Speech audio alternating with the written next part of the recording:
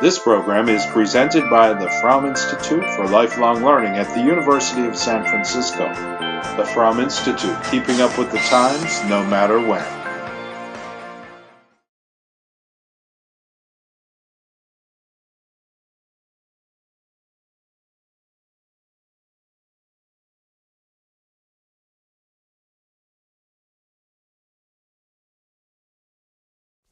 Well, good afternoon. David and Solomon didn't have to worry about car batteries having to be replaced, so it held us up a little bit. But they had their own problems, didn't they? Are they real? Did they exist? Were they merely a figment of the biblical imagination? Were they propagandistic attempts to give literary credence to the emergent state of ancient Israel? These are valid questions, and I think we can look at them, we want to look at them objectively. Whether or not we can remains to be seen. I think it's always a given, isn't it, that we all have presuppositions, and we import those presuppositions quite volitionally, and I often think that my intellect is not half as strong as my will. So maybe you face the same dilemma. But whatever the case, today, as we look at the evidence, you will see why the minimalists are backing away from some of these questions of historicity of the accounts, particularly of 1st and 2nd Samuel and 1st and 2nd Kings. We've been looking at the Bronze Age background of Iron Age texts, and I think that's also very much here, but by this time, we're closer. It's still a long ways away, 3,000 years ago, but what tends to happen textually is the closer we are to the present, it should be that we have more material evidence to support the whatever else we base things on. Text, tradition, and so on. It's not always the case because cataclysmic events can remove a lot of evidence. And I think when we look at, in particular, the city of Jerusalem, you realize that it's one of the cities that has been around, attestable, with the same name for a long time. Probably, we can say 3,500 years or so. The word Yeru probably may have to do with even the moon, but the name Salem, or City of Peace, or whatever, is certainly attested in a very old tradition, but we now know that where David and Solomon built their city, if we can indeed attest that, was on a Jebusite Canaanite fortress that goes back much earlier. But it didn't have the same name necessarily, although it probably had a similar name. Let's look at this big question. I react every time I hear the word Zionism because today it's been invested with such negativity. And if you go back to Herzog in the 19th century, there were very different approaches. Remember, pre-1948, there was no new Jewish state. There was no, as it were, Israel. Israel was a name, but not a state. And therefore, when you look at how many people, and particularly, there were a lot of British and even Palestinian Jews who wanted a return to this land. And today it's fraught with so much politics, isn't it?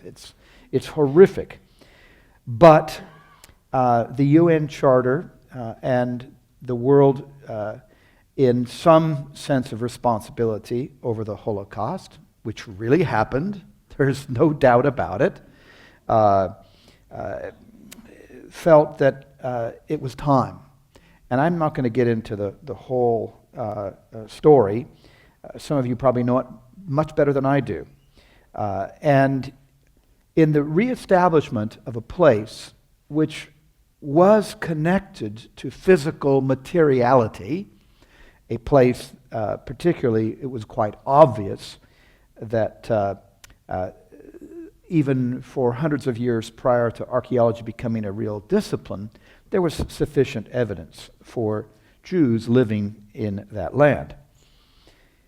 And Zionism, whether or not we can go along with hyper-conservative Judaism, which would claim sometimes to try to bring back the ancient borders, which is going to be impossible under most circumstances. Nonetheless, the Promised Land is an interesting idea. Does it equate with Zionism? It depends on when you define Zionism, because the very term Zionism keeps morphing over the last, certainly, 150 years. But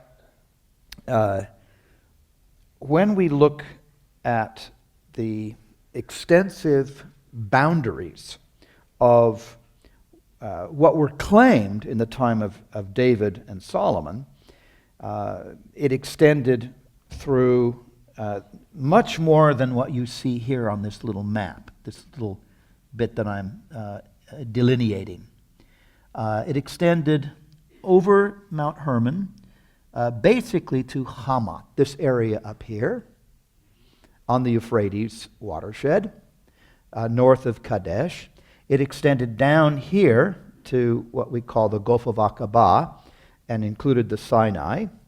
It extended certainly over to what is part of ancient Aram, Syria, and parts certainly of Jordan. Nobody really lived in this area here. This is the Nephud Desert right here. And then up here you have the Golan Basalt Desert, where today you have basically a people called the Druze who live in those basalt wilderness regions. But even though this was fairly empty, this was extremely important. And let me explain why. You probably already know that silk was present in Egypt in the 18th, 19th dynasty. There are mummy wrappings and silk traces. There's more than one evidence for silk coming into Egypt before the late Bronze Age even finished. That's important. But not only silk, you have huge, not just you have what's called the King's Highway that ran between Egypt and Mesopotamia, and you had a coastal road, and then you had another road that ran along here, what would today be along the Jordan Valley. And this also connected from the south to the spice trade.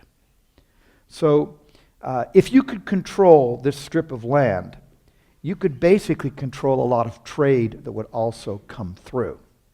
And I think that's a critical thing to think about when we talk about accruable potential wealth.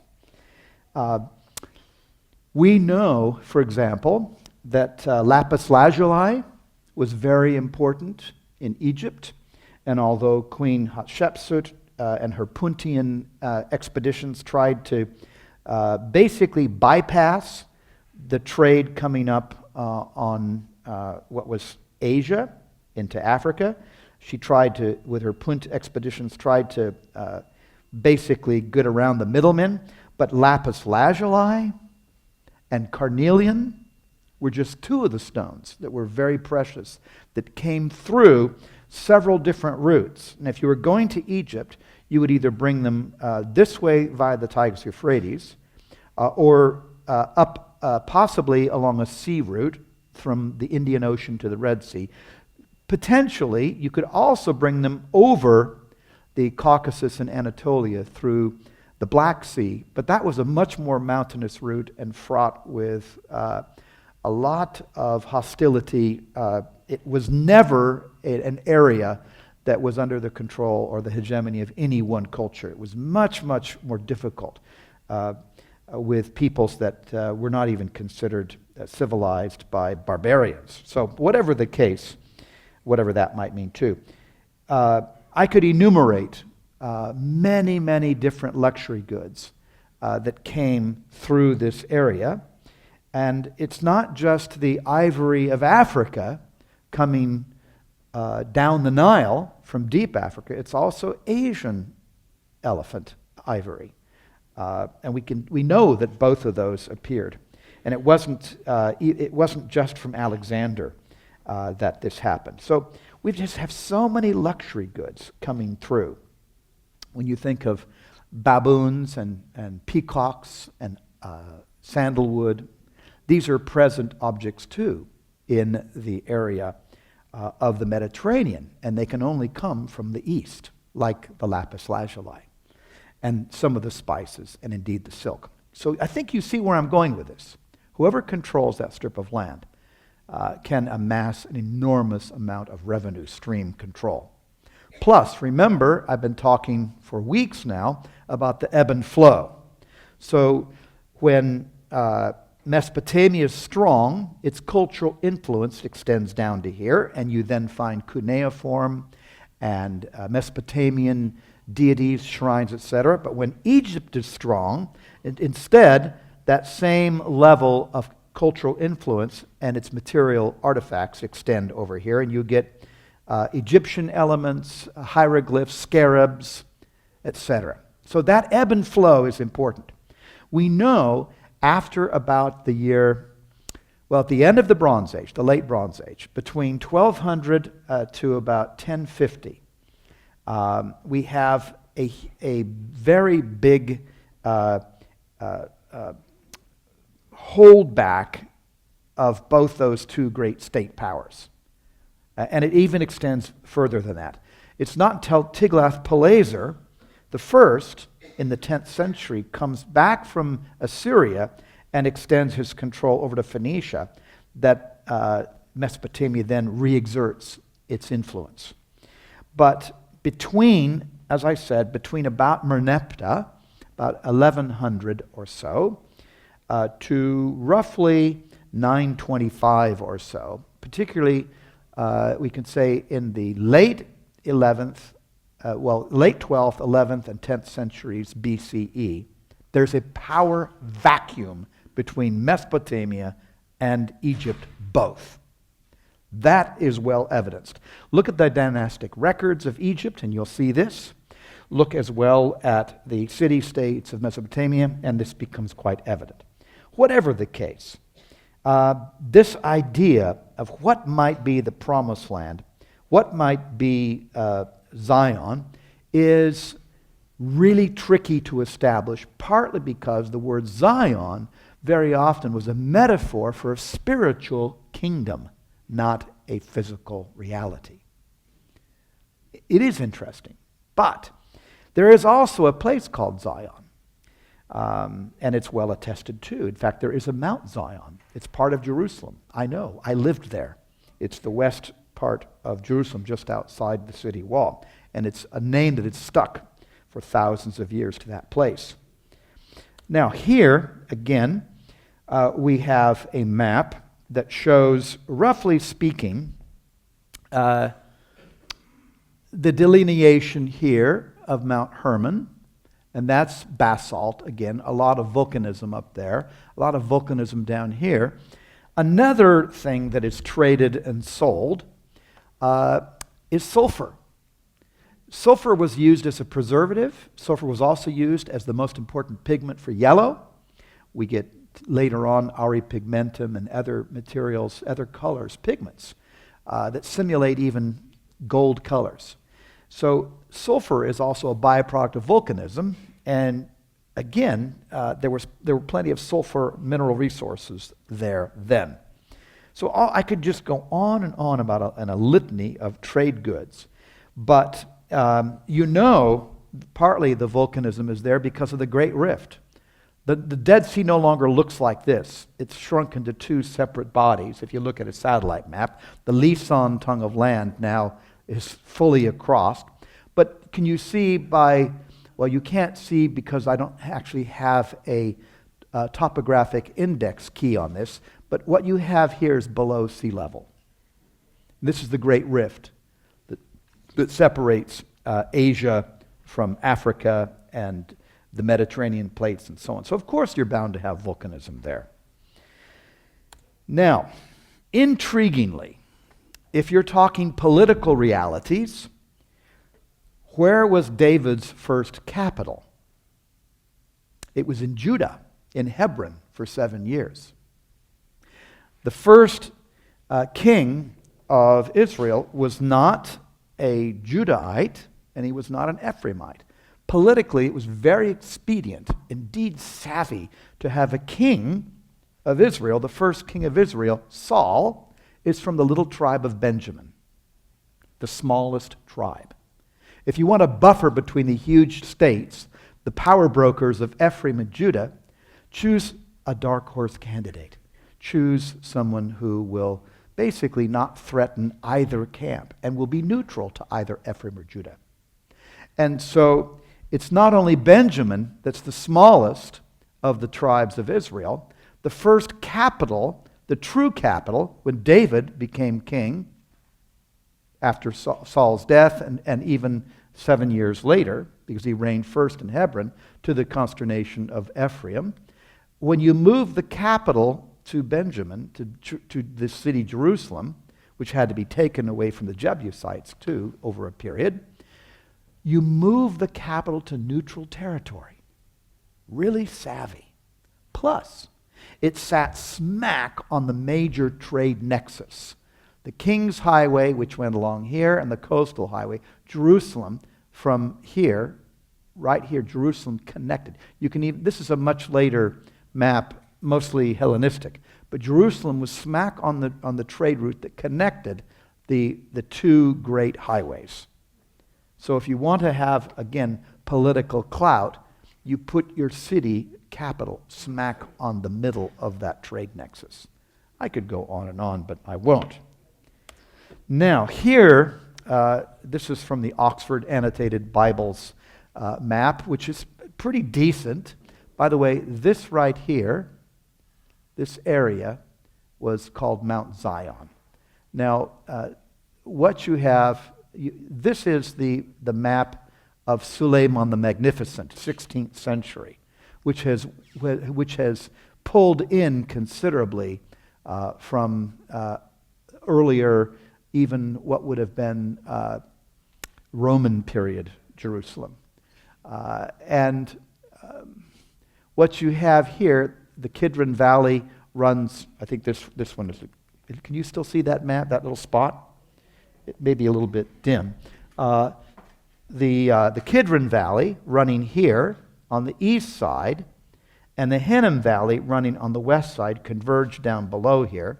And you have the Mount of Olives, another hill range over here, and another hill here, and a hill here, separated by a valley here, later in the Hellenistic world, called the Cheesemakers Valley.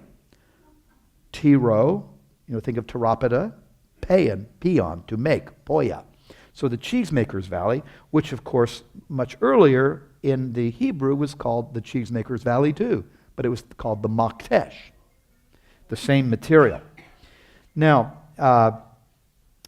this area right here, this tongue of land, this is a hill, and unfortunately in the ensuing 3,000 years, there's been a lot of alluviation, there's been a lot of degradation, a lot of filling up of the low points and bringing down, eroding of the high points. So the Kidron Valley has filled up considerably, as has the Cheesemakers, Tyropean Maktesh Valley. The Hinnom Valley is filled up too. But if we're looking at this area of Jerusalem, by the way, you can see tombs right along here, which include Absalom and Zechariah. And notice, basically, this is the highest point within the old city of Jerusalem. And it's where we know a man named Araunah had a threshing floor. And you always put your threshing floors on the highest point. Why? Well, when you stomp on your grain to shell it from its husks, you then have winnowing baskets, and you put husk and seed together. You pile it all in these baskets, and you throw it up in the air, and the wind catches the lighter husk and pulls it away, and the heavier gluten-rich seeds fall to the ground. So this is where you put your threshing floors, high points. And that was the highest point of Jerusalem.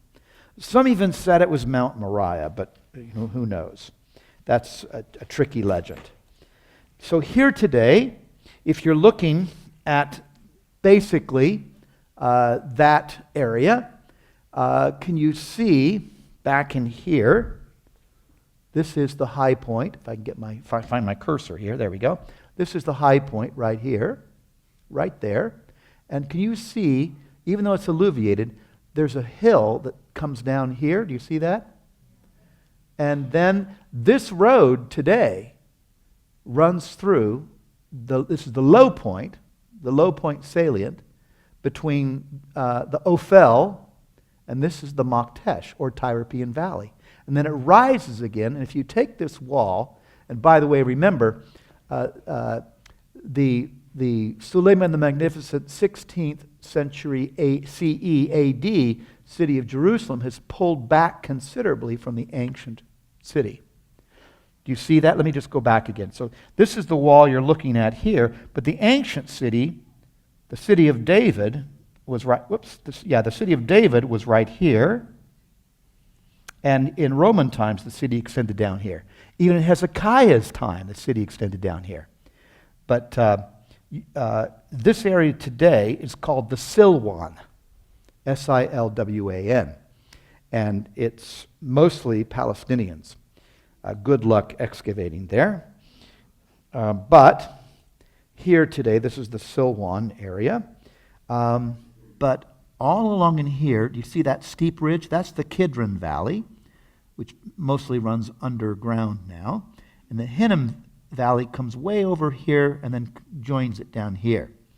But Mount Zion was over here. It was the western hill of Jerusalem. And in the period of what we can call early Iron Age, Iron 1, 11th to 10th centuries, that hill was not occupied. Nobody lived there. It was forested. Again, we know these from archaeology. Now here's a hypothetical view of what the city of David may have looked like. So you're just on the Ophel, meaning you're just this area right here. And it was deep. The valley was deep, the Maktesh was deeper, and the Kidron was deeper. So essentially it looked like that. And that beyond, way over here, looking west, this is looking to the west, this would have been the Mount Zion. And so this valley right through here is the Maktesh, and this is the Ophel. Now, a lot of demographers have determined that a dunam is a house unit. And in antiquity, a house unit usually had extended family. So usually two parents, at least two children, at least one or more grandparents. And usually the average density of a dunam through the late Bronze Age, it fluctuates, it goes through periods. But at this time, a dunam is said to be a home unit of 10 people, all told. 10 human bodies. And this city, if you look at it, the city of David, fortunately, there have been warmer times to excavate the Ophel than currently. And it was determined by space that these dunams, which were usually, they varied in size, but on average, 10 people, and there were about 500 house units in the city of David, which meant the population at the time of David might have been around 5,000 people, if you extrapolate, more or less.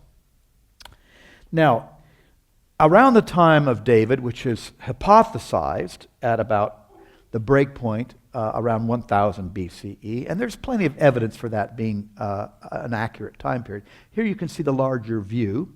You can see the Kidron Valley in the foreground from the Mount of Olives. You're looking east. And then you have the Ophel, which is the city that David would ostensibly have ruled, with his palace. And then here's the Maktesh, the Tyropean Valley behind it. And back here is Mount Zion, which was not occupied.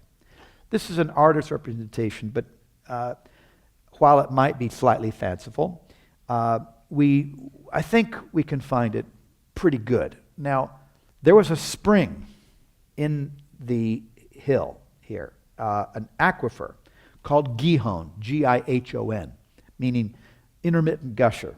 And it was already canalized and regulated.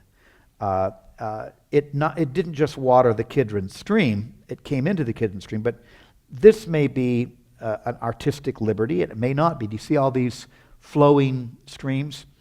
We know that the Kidron came from the Kidron came from the north, but the Gihon spring came through the rock, through some fissures in the rock, and poured out about here. And you can just see that it's been sort of canalized, and other holes have been carved into the rock to bring it down into the valley. As I said, that may be artistic liberty.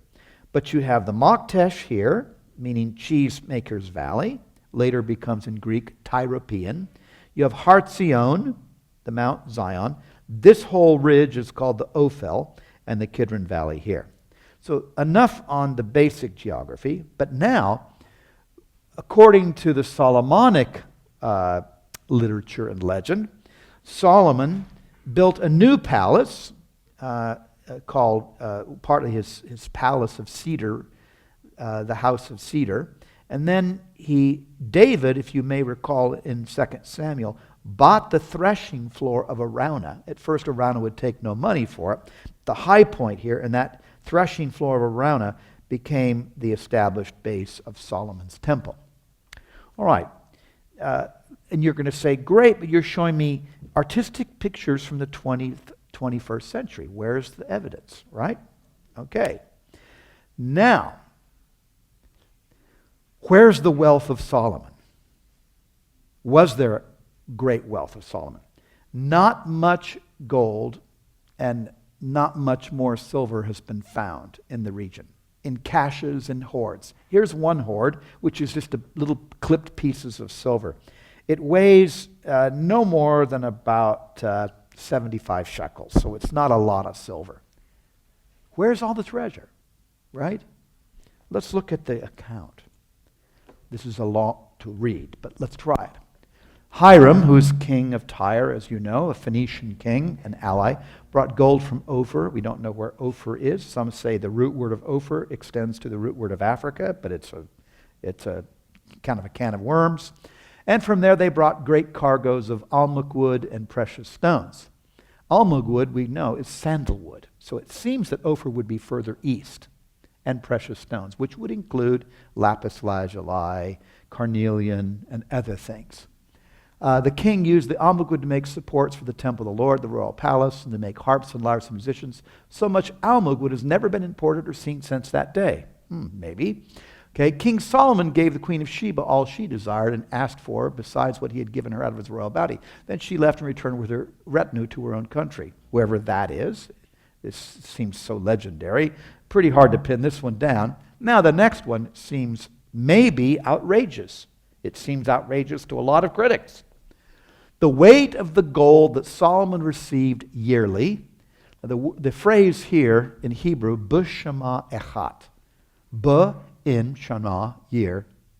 It's supposed to say shana, yeah. B'shana echat, in a year. The tricky bit with some of this is we don't know if it means in a given year, or we don't know if it means yearly. Some translations say yearly. It may be one off. I would probably prefer that, but whatever. The textual details in the Hebrew are often so explicit. It's not like reading poetry. It's not like reading even accounts from other city-states or countries. It's really specific, detailed material. 666 talents, not including the revenues from merchants and traders from all the Arabian kings and the governors of the territories. King Solomon also made 200 large shields of hammered gold. 600 shekels of gold went into each shield. He also made 300 small shields of hammered gold with 3 minas of gold in each shield. He put them in the palace to the forest of Lebanon, the house of cedars. That was his house. Then the king made a great throne carved with ivory. Carved with overlaid with fine gold. The throne had 6 steps. We could go on and on and on and on. All of King Solomon's were of gold. Notice nothing like it ever made for any other kingdom. All the household articles in the palace of the forest were made of pure gold. Nothing was made of silver because silver was considered of little value in Solomon's days. The king had a fleet of trading ships at sea with the ships of Hiram. The Phoenicians were the mercantile traders of the world for seafaring. That's a given. And they had some kind of economic alliance. The king had ships at sea with the ships of Hiram. Sometimes we read they went to Tarshish, which you know is Tartessus in Spain, the great silver mines of Tartessus in Spain. But notice it also says once every 3 years it returned carrying gold, silver, ivory, apes, and baboons.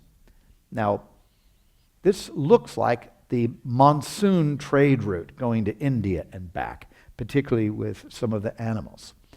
Now, King Solomon was great in riches and wisdom, all the other kings of the earth. The whole world sought audience with Solomon to hear the wisdom God had put in his heart. Year after year, everyone who came brought a gift, articles of silver and gold, robes, weapons and spices, horses and mules. All right.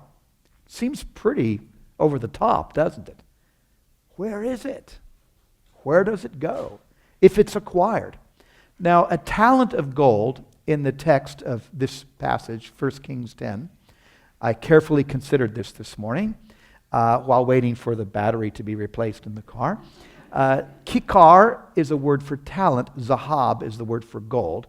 More or less, it fluctuates. A talent can go from basically 40 kilograms to 76. But the conservative average was it's the volume of weight in the Greek world in an amphora. It equals the weight of most people, 50 kilograms. That was a talent. It was what a person would weigh, dead weight. So a talent of gold would be essentially worth about $2.5 million. So in that year, whatever year that was, it's about 1 and 2/3 billion dollars. Does that seem like a lot of money? It really does, doesn't it? But let's qualify this and use comparanda from the rest of the world. Is it really that much? If you're controlling all the trade routes? Note, you can read about this. Egypt and its king Auletus paid Gaius Julius Caesar 6,000 talents of gold to grant the status of a friend and ally of the Roman people. This would be worth about $7.5 billion. That's well recorded in history. So it kind of makes Solomon's, in perspective, not look all that great. Whether it was a one-off, whether it was at the peak of his rule, if he really lived, and so on and so on. But it doesn't look so exorbitant now, in perspective. You can read a lot about weights and measures in the ancient world and see, for example, one of the Byzantine emperors, Basil, basically forfeited taxes for 2 years because he had something like $200 billion of gold and silver in the imperial treasures. This would be late Middle Ages, obviously pre-Istanbul, pre-1453. Anyway, it's all relative. But now, this is a bronze bull found in the area around Bethel. Worship wasn't always at Jerusalem. There's plenty of evidence for bull worship. Egypt, the Apis bull, Serapis, so all these different bull imageries. This is after. I'm going to show you some material after. That Eshtamoa hoard that we saw of silver was after. Why do you bury silver or gold in the ground? because times are tough. There's crises. I know, having found a silver coin hoard in the Alps some years ago, you bury coins when it's a period of civil chaos. You bury money, you bury treasures. You bury things in the ground because you don't know. If you're carrying it or somebody knows you have it, and it's a period of great instability, it could easily be taken from you and your life is forfeit. So people bury things in times of chaos.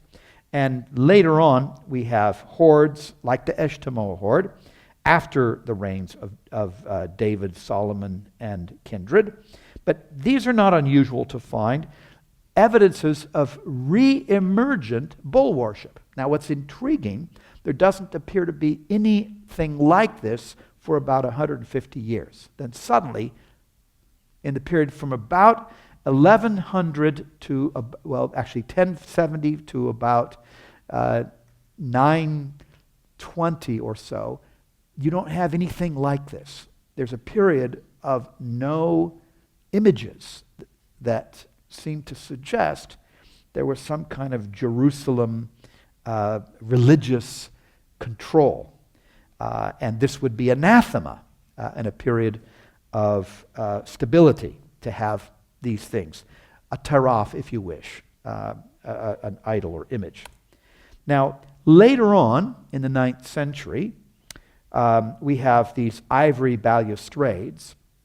These were found in the palace of Ahab at Samaria. And that shouldn't surprise us. This is what you call pre-Aeolic, pre-Ionic volutes. They're liliform. They're flowers. And the lily was the flower of Astarte. And this is the time period, if you recall, this is after David and company, Solomon. This is mid-9th century, let's say 850 BCE. And King Ahab is ruling, but he makes an alliance again with, as you know, Sidon, and he marries a princess of Sidon, the daughter of King Ithbaal, whose name sort of means the strength of Baal. Infamous woman. What's her name? Jezebel. So there's a lot of Phoenician influence now, and ivory. If you look at the palace of Samaria of Ahab, you actually have Aeolic, these same kinds of Aeolic capitals from Phoenicia. And here's some ivory ones. Not unusual. This is tricky. Some people think this is a fake. There's a lot of controversy about this. Intriguingly, it's an ivory pommel scepter head that would have possibly been connected with priestly duties because it has a Hebrew inscription on it, Old Hebrew, that actually says, and if you don't, I don't want to offend anybody, but it actually says on it, Kadosh Ha Elohim, holy to the Lord. And they didn't have a problem then, as some of us might today, of saying the name Elohim. They wouldn't substitute Adonai, certainly in text, maybe not even in speech. But it literally said holy to the Lord, or holy to God. And that probably would have said it belonged to the temple material and couldn't be profaned by use outside. It sort of says this belongs to God. It's a sacred possession. But there's a debate about whether it's a fake or not. So whatever the case, at least the inscription is right. Now, I already showed you this. This is the Tel Dan Stele from north, under the flanks of Mount Hermon, very far to the north, not quite into the Golan, in a beautiful little site, Tel Dan. And it literally says, and has been limned in white right here. You can read this. Beit, Aleph, Tav, Bait, and then Dalet, Vav, Dalet. David. This says House of David. And the inscription is not poetic. It's not talking about legend. It's talking about a physical, literal house of David that existed. Which is interesting, even though it's after the fact. suggesting that we're not talking about a poetic family, not a literary epic.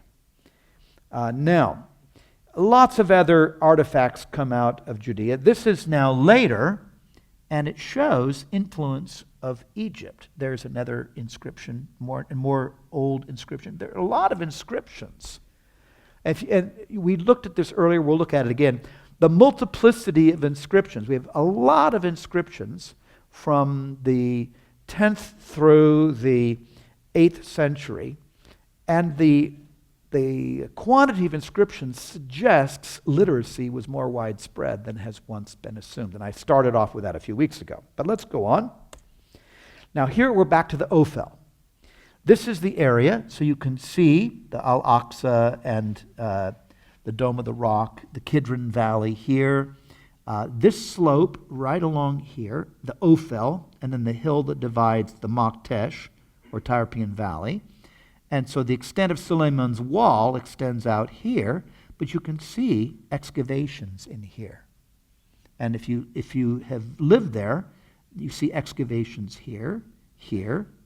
Indeed, even the last 5 years, excavations have been found on the Ophel. The foundation size suggests it was a substantial building on the Ophel.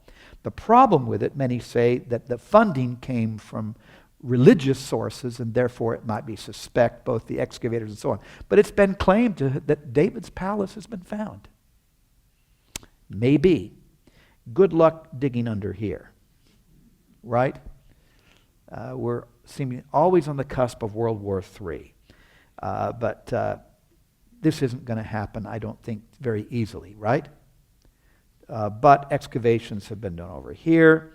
There are a lot of problems trying to excavate along here. You can't excavate over here because Suleiman the Magnificent walled that up in the 16th century and put an Islamic cemetery right there, which cannot be violated. I've walked through it. He also walled up the Golden Gate, the so-called Eastern Gate.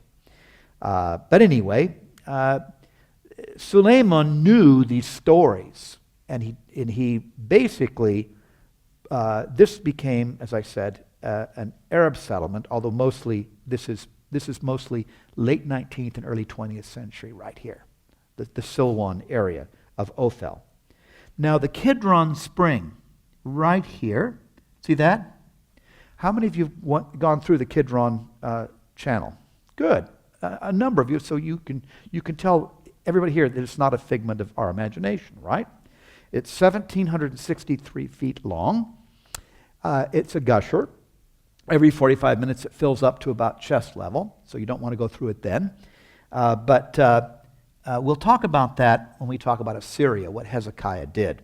It winds down through the hill and debouches into a pool that when I remember going through it, it was a very small pool, but it's been lengthened and widened out. Now we know the pool was significant. It was at least 25 by 25 meters, which was called then the same name as Siloam. Now, these are some of the fortifications that have been found on the side of that hill. Let me just go back. All along in here, this is an old picture, but all along in here, fortifications have been found. And the artifacts, the pottery in them, which you use to date by seriation, and you radiocarbon date other things, this pretty much seems to agree that it is a time period of the early Iron Age, Davidic if you wish. Later on, there's a Hellenistic wall that's also been put in here. But this tells you this valley was much steeper than it is today. If you look at this type of wall, it extends much below what the current ground level is. So alluviation has filled up the Kidron. Different aspects of it, and you can see it butts right up against the Al-Aqsa Mosque, the Temple Mount, right here. So one other picture of the whole shebang.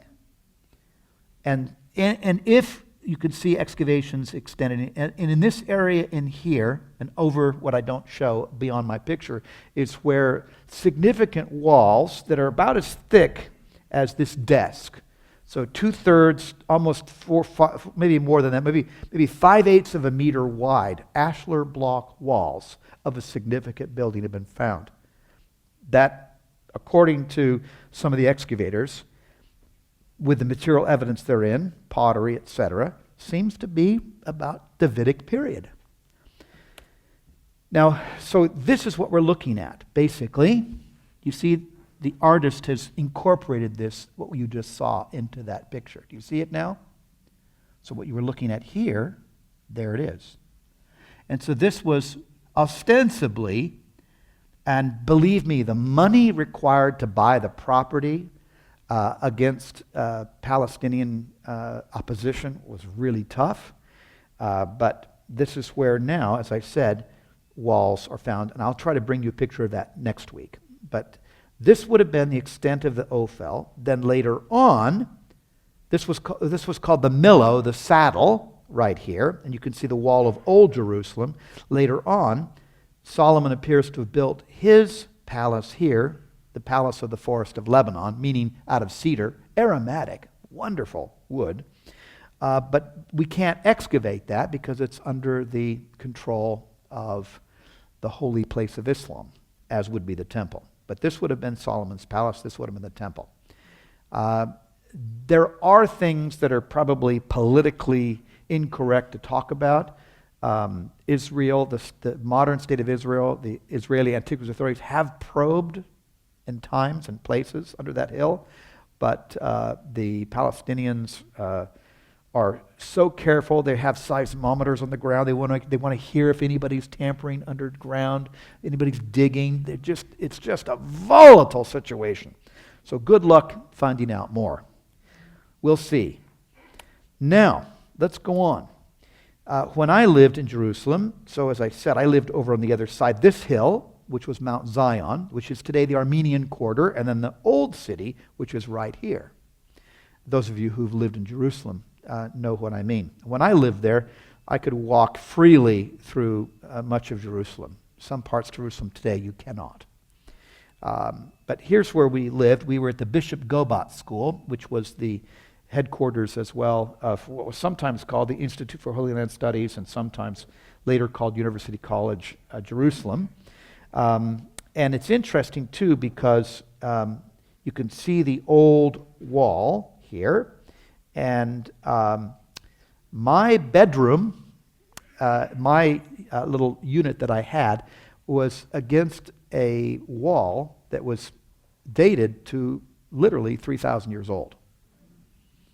So, very old wall. But we weren't sure quite what it was. Some of the wall was clearly, the upper parts were clearly Hellenistic and Greco-Roman, but the bases were older. Some rumored that my room was adjacent to David's tomb. So I really liked, touching that wall. But that's rumor, anyway. Now, this is the picture I would take from the Scarp, looking out to the King David Hotel and the artists' Talpiot community. And then these were pools dug by Suleiman the Magnificent. And you could, and right over here is the Mishkanot Shananim, the tabernacles. It was just a wonderful place, the tabernacles of all the years and so on. So you couldn't walk across; it was too deep. You had to walk all the way around by the Moses Montefiore windmill to get over to the other side. And I remember crashing a party once here with my congressman who invited me in. That was Tom Lantosh, who was the head of the. My daughter was a page for him in Congress. Anyway, I was invited to crash the party, but whatever. Now here's part of this Bishop Gobat School. It is currently the University College Jerusalem, and that's where we lived. Now on the adjacent side there, let me just go back. Right down here was a garden, and radiocarbon dates of some of the carbonized tree roots here go back literally 3,000 years. Some have even said this was Solomon's garden on Mount Zion, whatever. Now, let's go to some topography. I showed you this picture before, but now I have a different reason to show you. This is Cenomanian limestone, and you can see in here the terracing, natural terracing, that then is extended for vine and for olive. Now, when I talked about the wealth of luxury trade goods coming through that little bit of land, I didn't even talk about the enormous wealth from olive oil. This was one of the most important revenues of the ancient world, olive oil. And grapes, vineyards. Remember, the word Carmel means in Hebrew, Kerem El means the vineyard of God. Really fantastic wine. I just gave a presentation for the San Francisco Wine School. We had a big conference on this, on ancient wine, and this was one of the most important wine-producing regions in the world in the Iron Age. So wine and olive oil, really rich. And we know what's cultivated in those terraces today as well as in antiquity. Now today it looks pretty dry and barren, doesn't it? But this was the area where Absalom was reputed to have been caught in very thick oak trees in his hair. Where are the oak trees, right? Well, we know what was grown in these terraces because of pollen. There's a study called palynology, and part of my PhD, which is in archaeological science, we had to do a lot of pollen analysis. So palynology, we know that there were oak trees there. The evidence is there. Now, remember, Israel planted 2 million plus trees in the 60s and 70s and 80s along the entire hills of Judea. And you're looking down at the Sorek Valley. I showed you this last week too. For years, for about 15 years, maybe some of you in this room did this. A lot of kids in the Moshavim and Kitzubim, for their holidays, they connected plastic and rubber hoses together to water these little baby trees. Or you gave money for them, as I did as a kid. So the regreening of Israel. And what did it do? As I told you last week, it changed the waterfall from 11 inches a year to about 30-something, trebled, because it defenestrated the heat. And what happens, as I said, I'll just iterate quickly, the huge evaporatic basin is the Mediterranean. This water moisture is blown east over Israel, and it would just evaporate up if it weren't cooled. But having these trees cools that air down because it comes right over the lip of the hill, and the trees basically cool it down, and voila, dew point, condensation. So there were a lot of trees there. That story about Absalom is not necessarily fictitious. The conditions were right for somebody to be in thick forested land there. So even though it doesn't look thickly forested today, pollen tells us it was thickly forested 3,000 years ago. Now, this is what we also call orographic precipitation. This is a bit exaggerated, but you can see what happens. Evaporatic air hits altitude, and the higher it goes, the sooner it reaches dew point. That's what we call it climatologically speaking. So, the story of Absalom, it's not incredible that someone could get caught in very thick branches, especially if you had extremely thick, long hair. Now, this building, take a look at it. This is the monument that even 2 Samuel records as being built by Absalom for himself or as his monument. Whether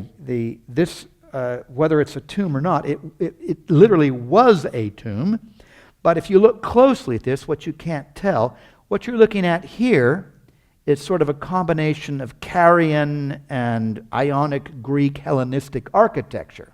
So people take a look at it and they say, that's not Absalom's tomb. He can't be built in a tomb that's Hellenistic, not if he lived in the early Iron Age. But what they overlook is that this was carved out of the bedrock, and there was a tomb there already. Do you see the tomb hole? Let me show you a little bit better. That's what the hole in the monument looks like, but it's carved out. Do you see where this hole is right there? That was a tomb. This is carved out of solid rock right here, and then this other part was built on top of it.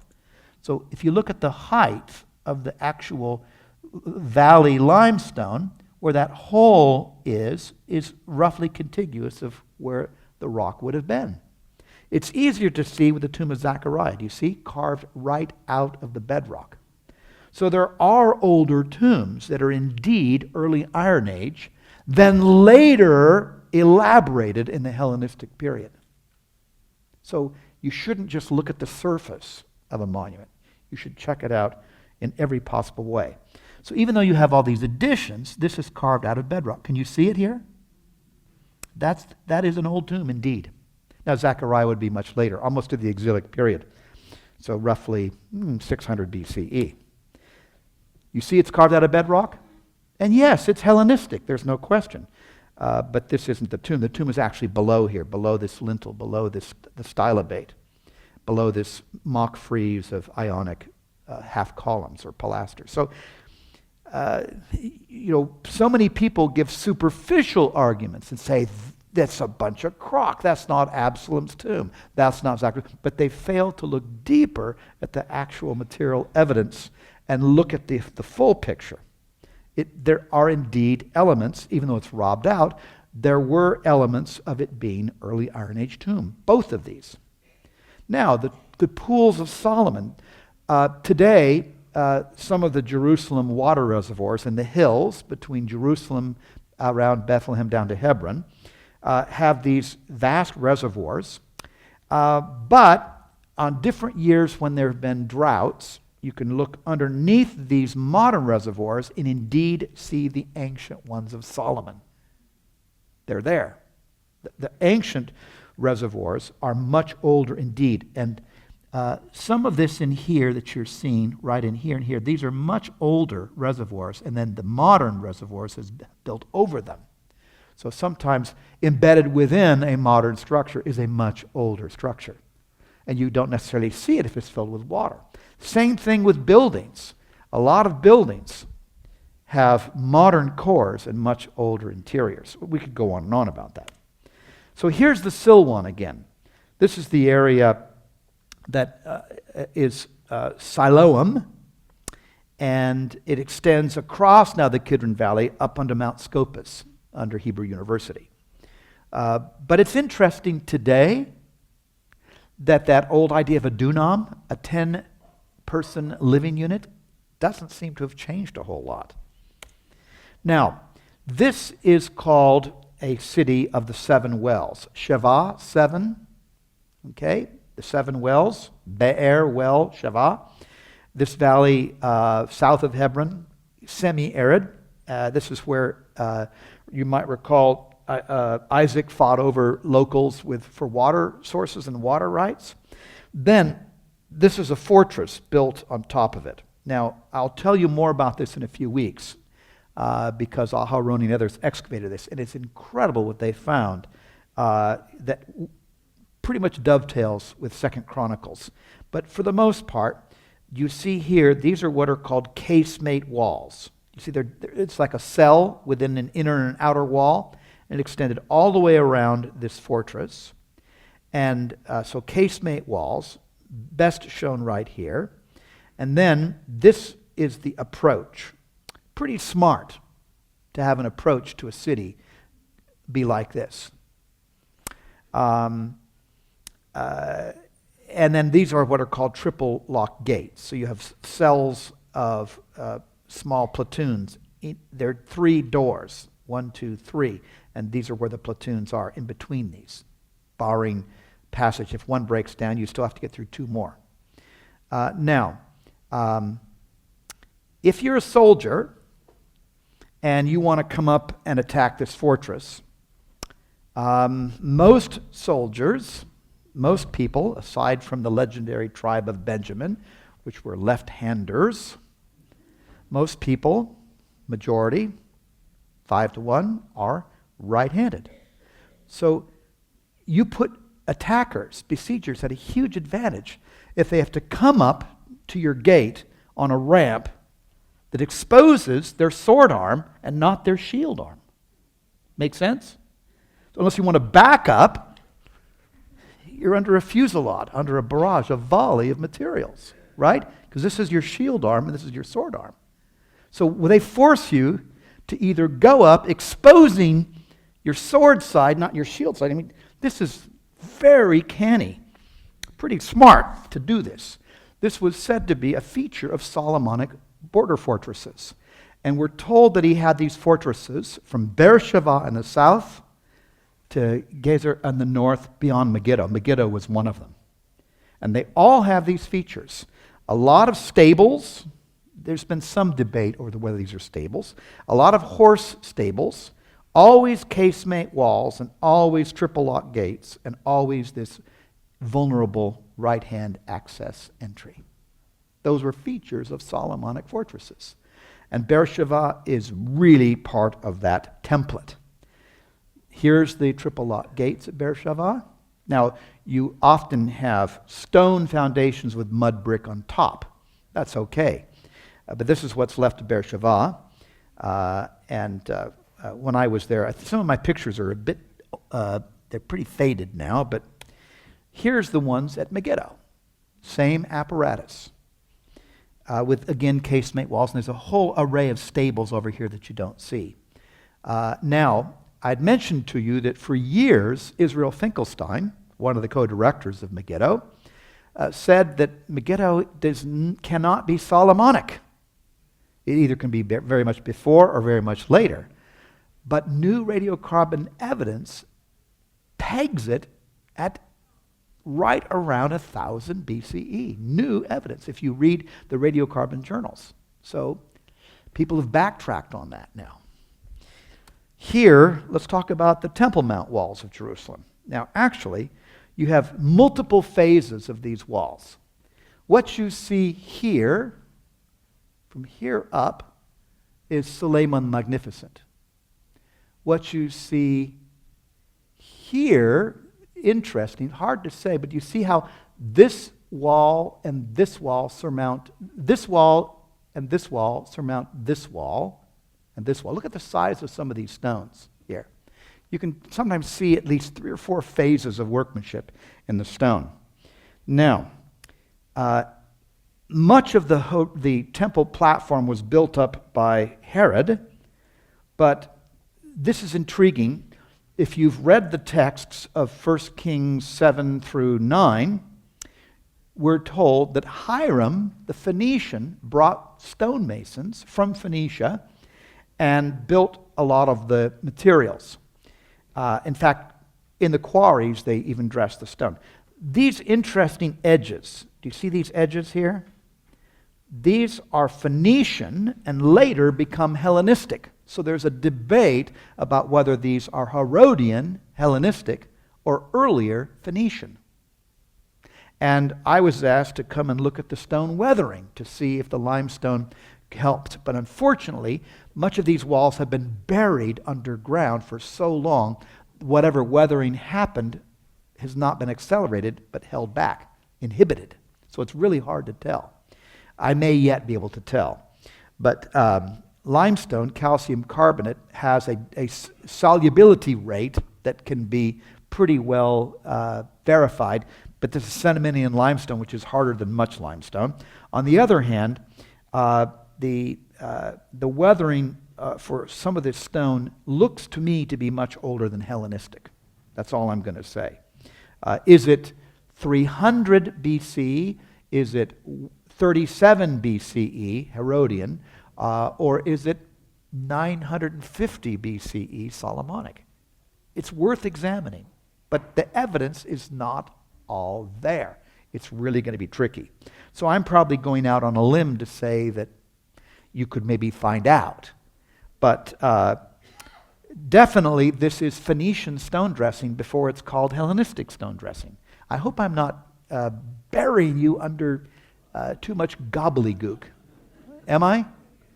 Somebody earlier had said it was way too much information and that you didn't understand it. But trust me, if you've worked at all in stoneworking or classical sites, you can identify Hellenistic stoneworking, you can identify Phoenician stoneworking, and this shares features of both. All right, my PhD supervisor for the last 6 years has been excavating, this is from the Institute of Archaeology in London, excavated at Sidon, and we've compared a lot of notes on Phoenician and Hellenistic stone dressing. This is the so-called Herodian temple model, obviously the model, because look at the scale of the people walking around there. But it may have been more or less similar to the Phoenician model. Now, what happened? We asked that question, where did all the gold go? Where did all the silver go? Where's all the wealth? Well, let's count some occasions, shall we?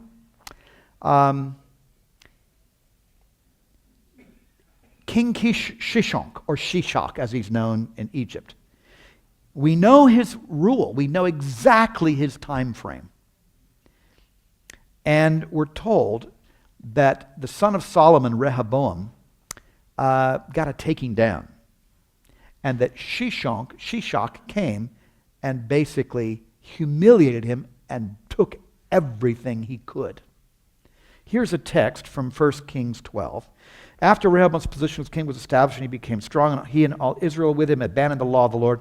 This is always one of these religious glosses you have in the text, that all that bad happens is because they abandoned God. It's a nice apologetic, but whatever. Because they'd been unfaithful to the Lord, Shishak, king of Egypt, whom we know by his Egyptian name, Sheshonk, attacked Jerusalem in the 5th year of King Rehoboam. With 1,200 chariots and 60,000 horsemen and the innumerable troops of Libyans, Sukkites, and Cushites that came with him from Egypt, he captured the fortified cities of Judah and came as far as Jerusalem. Literally, he took Jerusalem. Now, he didn't destroy Jerusalem, but what do you think he took?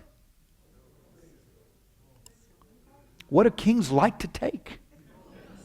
I think we could make a point here. Now, what's nice about this, it's one of the cases where we have an absolute biblical synchronicity with external, outside biblical sources. Perfect, because fortunately, now, when you look at texts, the Egyptians are not likely to tone down their victories. They're more likely to tone down their defeats, as Ramses II did at the Battle of Kadesh in 1274 BCE. He could fool his own people, but what's intriguing, I've noticed this again and again, if you're looking at historical objectivity, usually the figures who are considered most credible are the ones who don't propagandize their own people. Thucydides, Herodotus are very Polybius, they're very good about extolling other cultures, and when their culture gets taken down, they don't pull the punches. They describe it as it is. This text describes being taken down by external sources. What's so nice about it, although I wouldn't have want to been there, what's so nice about it is Shishak says the exact same thing. And we know the date. It works perfectly for post-Solomonic secession with Rehoboam. The date, 925 BCE. And fortunately, here's Sheshonk's depiction of it. And let me show you, you can see part of the glyph over here for the hill country of Judea. And here are the Judean captives right here. There again, the hill country of Judea is mentioned. So here are the Judean captives of Sheshonk. Intriguing, yes? It's what we call a dovetailing of biblical and extra-biblical material. And I think it would be pretty fair to say Sheshonk took as much gold as he could get his hands on. That's part of the humiliation. Now, that's one time Jerusalem gets humbled. Then Jerusalem gets completely conquered between 604 and 586 by Nebuchadnezzar. And we're told how much gold he took from Jerusalem, and it was a lot. If Rehoboam and Shishonk had left any, And then it happens again, whatever gold could be coming to Jerusalem. How many times has Jerusalem been basically eradicated? Happened again under the Romans in 70 AD. Happened again in 135 by the Emperor Hadrian, who renamed the city after his own family, Aelia Capitolina. So Jerusalem has been taken down multiple times. And each time, if you're trying to find the wealth of Jerusalem, good luck. To the victor go the spoils. Thank you, and we'll see you next week.